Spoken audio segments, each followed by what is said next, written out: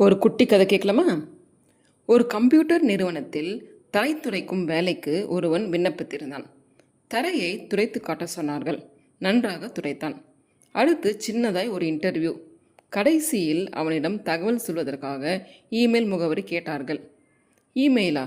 எனக்கு email internet எல்லாம் தெரியாதே என்றான் துடைக்க வந்தவன். கம்ப்யூட்டர் நிறுவனத்தில் வேலை பார்க்க விரும்புகிறவனுக்கு இமெயில் முகவரி இல்லையா என்று அவனை அனுப்பிவிட்டார்கள்.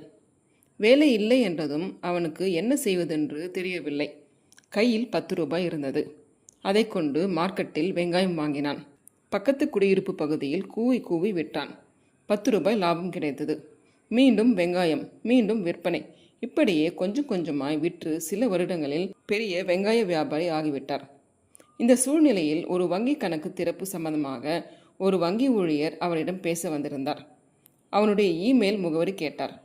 வியாபாரி இமெயில் முகவரி இல்லை என்று பதிலளிக்க, இமெயில் இல்லாமலே இந்த காலத்தில் இவ்வளவு முன்னேறிவிட்டீர்களா?